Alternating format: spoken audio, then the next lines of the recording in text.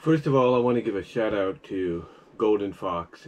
He did a video yesterday talking about this whole situation when it comes to the potential cancellation of G5 next month and everything else that's been going on. And I did a video, audio video that is, podcast, on the whole situation myself. You know, I did one actually talking about the news, whether you want to, take it as truth or take it for, falseness or whatever. And then I did a follow-up talking about the situation that occurred at a convention and all that, and the perspective coming from a fan that worked on G5 themselves, and and how basically they saw with their own eyes, the people that worked on the show, and mostly the VA actress for Misty Bright Dawn being booed and all that, and now all of a sudden also being given, threats of, the D word kind of threats.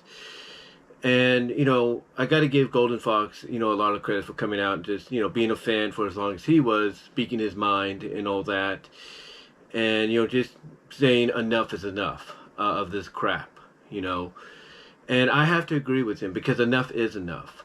And in my opinion, as I said in the audio video, which I will put as a podcast eventually, audio podcast. Like I said in the audio video on Sunday, as best as I could, because I was watching the 49ers and the Rams game that day, I feel that this is all too coincidental. You have these rumors and all that, murmurings, if you will, of G5 being canceled. You have basically, these, as, Golden Fox alluded to, himself, you have these, hold on for a sec, I do something. You have these people coming out at these conventions and booing the actress, the VA actress for Misty Bright Dawn, booing the people that worked on the show and stuff, and then giving them D threats and all that, and not just to them, but to people that support and want to give, MLP G5 a chance. And it's just, to me, it's just wrong and everything. And again, I'm in total agreement with Golden Fox on this. But to me, I shouldn't really be, when I really think about it, I shouldn't really be surprised that this kind of stuff happens, because, it happens in a lot of fandoms. I've been a fan of course, a lot of with this channel, I've been a fan of Sonic the Hedgehog for a long time. I've been a fan of Sonic Satayam. I've been a fan of Sonic X, Sonic Underground, Archie Sonic. I've given Sonic Boom a chance, and I like that. I've given Sonic Prime a chance. I've liked that. So I'm an overall Sonic fan. And being an overall Sonic fan, I'm able to differentiate,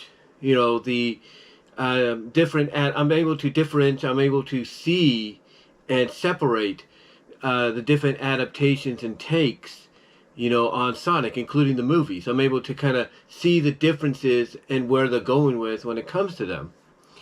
But, even with that fandom, you had a lot of people that were against certain things, and they would do similar stuff to what we're hearing here with the MLP fan base. I mean, for one of the biggest wars or controversies and debates that fans would, argue with each other over was the whole Sonic and who he should be with as far as having a girlfriend. And a lot of people would point and say Sally is, the one. Sally is officially his girlfriend, because we see it in the comics, we saw it in the cartoon, no other evidence is needed, and, to a point, you would be in agreement with them. But then again, you would have fans, especially when it came to the comic, the Archie Sonic comic, come out and say, no. He should be with Amy. Amy's in the games. Amy should be the one that's his girlfriend. And, a lot of people would ask, well, why? It's clear that Sonic is supposedly older than her in the games as well as in the comics. Why should he be with her? What's the point? And some of the people that would defend the Sonic Amy thing the only answer they would come up with is, oh, because she's a hedgehog, or she's in the games, not Sally's not, and so on. And that first reasoning of, oh, she's a hedgehog just like him, a lot of the fans that support Sonic and Sally, or even any other pairing Sonic might be put with, depending on the situation, you know, a lot of people would hear that and they'd be like, really? That's your reasoning, just because she's a hedgehog like him? Or if it's not that, it's like, really? It's because she's in the game and not in the games and not Sally? You know, this would cause a back and forth situation. And like I said, similar stuff happened within the fandom because of that. You know, there were D threats, if you know what I mean. There was insulting. There was, you know, booing. There was, you know, castering, if you will. It was just like a whole freaking mess. You know, and people like Ian Flynn, they couldn't even try to get Sonic and Sally together. And Ian has gone on record, whether you believe him or not, as being a supporter of Sonic and Sally. And he couldn't officially, you know, get them together in the comic, even though he did a great job of trying to build them up, getting back together post Iron Dominion arc. He couldn't make it work, you know, the way he wanted or the way he felt his fellow fans would want. So what did he do? He decided that with the reboot, you know, that was happening, that there would be no more romance. He would follow the Sega mandates, quote unquote, as he calls them, whether you believe that or not, and say Sonic's not going to be with anybody, period. We're not, you know, we might still show Amy having a thing for him, but we're not going to put him with anybody because nobody can be civil about it. Nobody can be, nobody can be civil about it or, you know, cordial about it. Like, okay, like, you know, for example, being like, okay, so Sonic and Sally are an item here in the comic. Okay, fine, that's no problem. You know, I may not agree with it, but if that's the direction they're going in the comic, fine. Hey, at least I have Sonic and Amy, you know, in the other mediums and adaptations of Sonic. You know, that basically is why Ian, you know, essentially went the direction he did with the reboot, because of the fact that no one would be civil when it came to that kind of situation. And all because fans, like I said, they just, you know, would favor one over the other, or they would insult others, or they would throw out the D threats and all that. And it was like, you know, people wonder, you know, Golden Fox brought this up.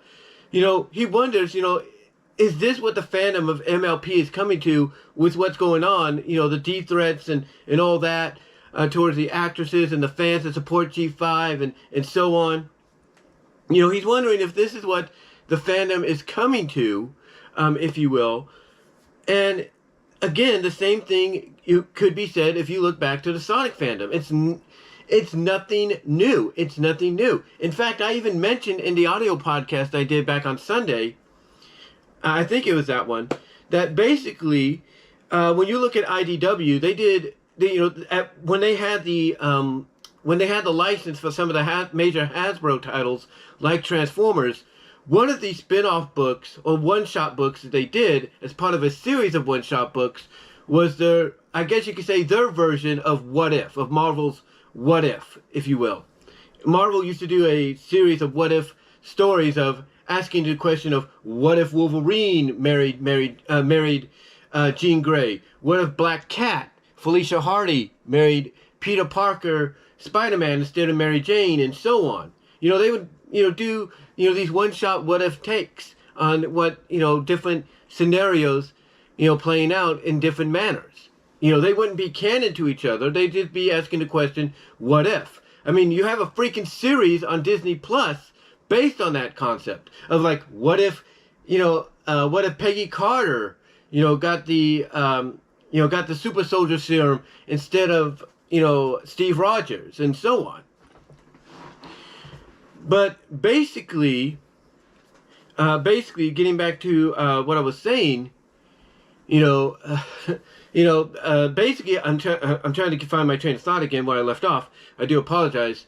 That's what happens when you talk a lot unscripted. That is one thing, and I think Golden Fox, with all due respect, you would agree with that, because you try to get back to what you were talking about originally before you lose it.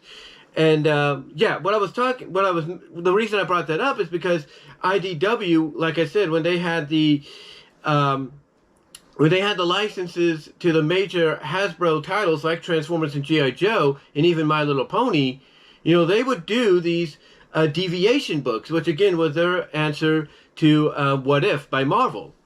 And one of the deviation books was on Transformers, but it was based on Transformers the movie and asked the question, what if Optimus Prime didn't die? And if you want a full, I guess you could say not retrospect, but a full review about it, Linkara, and I'll put it up here at the end of the video, Linkara Lewis of Top of the Fourth Wall, he did a review on it about a year or two ago, and I think essentially he summed it up best. That what this really was, Transformers Deviations, it was not a love letter to the movie or the Transformers in general.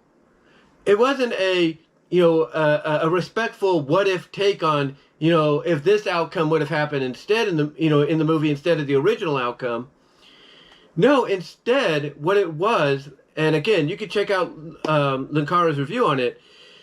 What it was essentially was a hate letter by the people, that were fans of Transformers, that wrote for the series, or at least got to write this version of the Transformers, this take on them.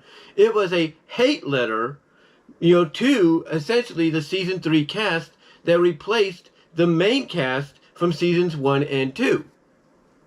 That's what it was. It was essentially, basically a hate letter, a hit piece, if you will, on the season 3 cast. And this is more evident when you read how the characters are portrayed in the book, and also what happens to a majority of them when they land on the planet Junkion. Because in the original movie, when they crash land there to try to salvage and repair the ship to get to, so they can get back on track to Cybertron. In the Deviations book, they land on Junkion, but they crash land fatally, and the only two to survive are Daniel, Spike's son in the movie and in season 3, and basically Hot Rod, who went on to become Rodimus. Like I was saying, basically Rodimus are the only ones to survive the fatal crash landing on Junkion in the book was Hot Rod, who had gone to be Rodimus, and Spike's son Daniel from the movie and seasons 3 and 4. They were the only ones. And, when that moment happened, along with how the characters were portrayed and everything, in the book compared to how they were portrayed, in the series, in the actual animated series and movie, a lot of people, including Linkara, looked at it as nothing more than a hit piece, a hate piece, if you will, a hate letter to, how they felt about the season 3 cast replacing a lot of the beloved characters from seasons 1 and 2. Mostly, Optimus Prime being replaced by Ultra Magnus, and then, later Rodimus Prime. And, you look at that, and that is an official, and believe it or not, that is something you can buy. That is an official, book, a comic, graphic novel, if you will, one-shot that was released. And, when you look at that, you ask yourself, why would they do this? Why would they use this opportunity to do a decent what-if story of if Optimus would have survived and everything? Why would they use it as a hit piece, to do that? Why would they use it as a hate letter to the season 3 cast? And, again, it's basically the way of saying, we didn't like this. We disowned it. We don't consider it canon and all that. And look, everybody has, everybody has their opinions on season 3 and season 4. There's no doubt about that. They have their opinions. They have their opinions and everything. But that's just an example, the Deviations book, that's just an example of essentially showing, your disdain publicly for something. But the way I look at it, done in a more professional way. You don't have I mean, yes, it's unnecessary the way they did it and everything, but they did it in a more professional way. They didn't go out and, go to a convention and boo the season 3 cast or the people that voiced the characters from season 3 and 4 of G1 of Transformers. No, they didn't do that. They just said, you know what? I never liked the season 3 cast, but I'm professional enough to, express it in my own way. And they probably got the okay to do it because, again, it's a what-if scenario. It's not canon to G1. So they were allowed to, get it out of the system. They were allowed to get out of the system and everything. But at the end of the day, yes, it was a hate piece. It was a hate letter to basically season 3 and 4, and mostly the characters there, because of the fact that they were not happy of how they came about and took over in Transformers Generation 1. And they wanted their feelings to be let known and everything. So yeah, everybody's going to have their disagreements. But it was done in a very whether you agree with it or not, in a very professional way. In a very civil way. And all that.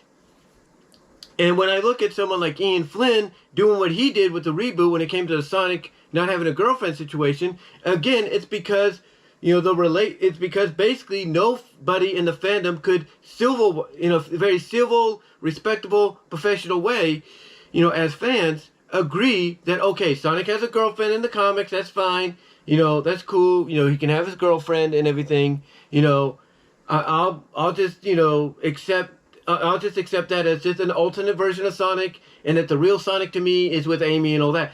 To him, if they would have done something like that, in my opinion, to someone like Ian Flynn, maybe there'd be a good chance Sonic would still have still would have had Sally as his girlfriend, even in the reboot, but that didn't happen, unfortunately. And, again, you're going to have divisions no matter what.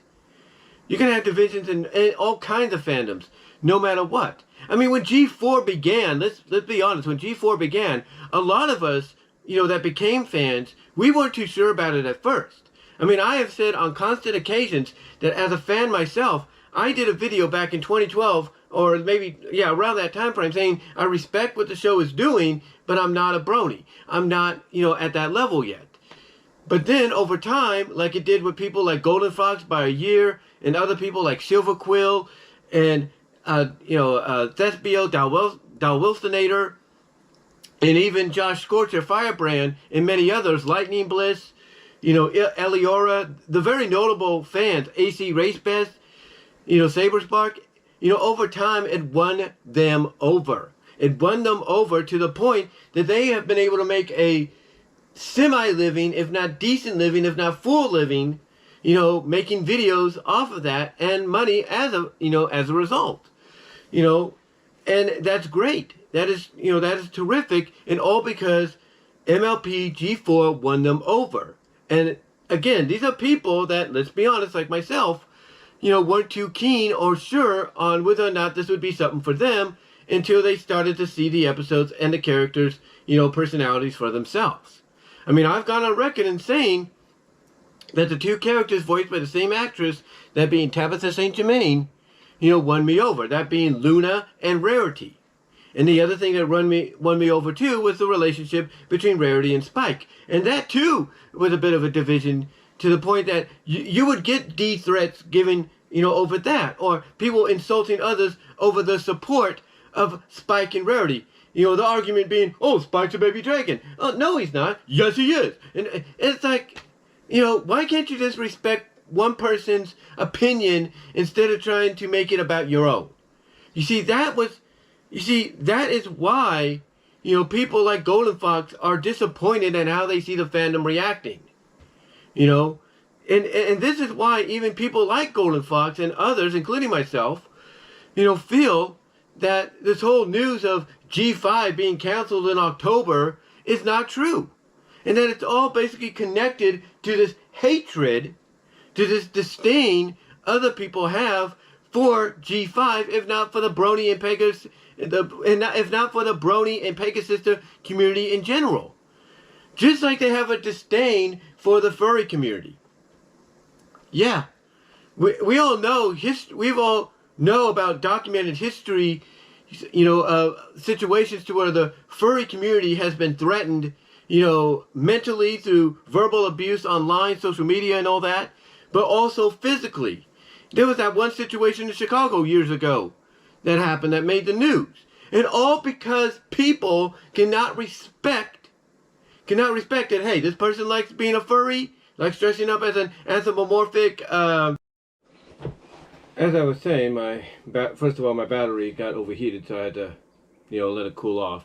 But anyway, as I was saying, you go back to that incident in Chicago where, physically people that were furries were basically threatened with poison or something happened at a hotel, and it's like, this is just an example, again, a more unfortunately newsworthy example of, people not understanding or respecting what people like. I mean, so what if somebody likes to spend money and dress up and, and become, for a convention, or maybe, as I've said before, taking a break from, the strain of reality and the work day or school day that they had. So what if they want to dress up like an anthropomorphic fox? What if they want to spend their money and put all this work and effort into making, the head, be kind of be animatronic almost, be movable, the eyes and the mouth, So what if that's a big deal? It's not. It is basically somebody's, love for the fandom, and they want to show it and share it. Just because you may not agree with it doesn't mean you should go out and try to verbally, insult the person, or, physically try to hurt them. It's like, if you don't like it, don't pay attention to it. Don't bother with it. And that's the situation when it comes to any fandom, period. And unfortunately, My Little Pony is that way. I mean, like I said earlier, you think about the fact that when people start to get into MLPG4, Friendship is Magic, and even Equestria Girls, which was the spin-off of Friendship is Magic, kind of connected and somewhat, not whatever. It's like, you go back to that, people they did not understand that, there was a reason why folks like me, like Golden Fox and others, got won over by this show, by these characters. Like I said earlier, Tabitha St. Germain's, basically, I'm trying to find the right word to say here, Tabitha St. Germain's portrayal, that's the one I'm looking for, portrayals of Rarity and Luna, I thought were great.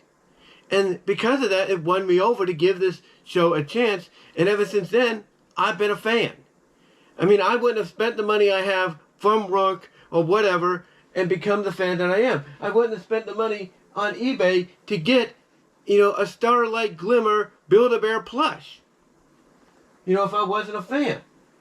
I would not spend the money, on, two Guardians of Harmony figures here, right here, of Celestia and Luna as Nightmare Moon. I wouldn't have done that if I wasn't a fan, if it didn't win me over the way it did. So to me, to see, this happening in the fandom, I'm not surprised. Because it's been happening since the beginning. It's been happening since the beginning and all that. And it's unfortunate. It's unfortunate that it's getting to a point now to where, the situations that you would keep to yourself, you would, say online through message boards, either people agreed with what you said or not, is now spilling out to conventions. It's spilling out towards the VA actors and actresses of the characters that they portray in G5, as well as the people that work behind the scenes. And it's unfortunate to see that.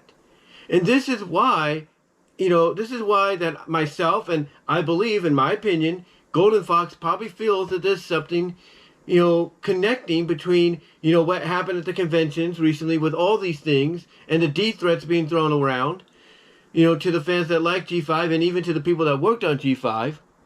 Why we all feel there might be a connection between that and all of a sudden this news of G5 is going to be canceled. And why a lot of us take that news with a grain of salt, very hard grain of salt, because when you look at all the images, the screenshots of, oh, well, here's the message, here's the letter and all that, we're all wondering, okay, well, if this is legit, then why are the names crossed out? Why is the email, why is the from portion of the email or the message, blank, scratched out. What's going on? If this is legit. That's why a lot of people take this with a hard grain of salt. The way I look at it is like this. There's an old saying. There's an old saying that goes like this. If you don't like it, don't watch it. If you don't like it, don't pay attention to it. Don't do that unless all you're trying to do is be a troll. Because if you're trying to be a troll, then all it does is make you look, it makes you look bad. It makes you look bad and makes it look like you have nothing else to do. And I've always had this opinion. That I think these trolls, at the end of the day, these people that throw out these boos, throw out these D threats, try to verbally, insult somebody, and all that. As well as maybe post this, somewhat, legit news, but it turns out to be fake. I think these trolls are nothing more than either middle school kids, going into high school, and maybe high school kids going into college. That's what they are. They are basically 8th grade, students, going in, they range from 8th grade students, I should say, all the way to freshman college people. That's what they are, in my opinion. And now I could be wrong, but if you do a lot of research, you will see that a lot of the trolls that get, singled out, like from an age range and all that, it falls in between that, in between those age ranges and those grades. That's what it falls between. Or if not right on the money. And if that's the case, and again, I could be wrong, then somebody needs to talk to them. The parents need to talk to them and say, knock it off. If you don't like it, don't bother with it. Leave it alone.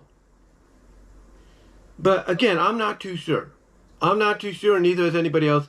But this kind of stuff does need to stop.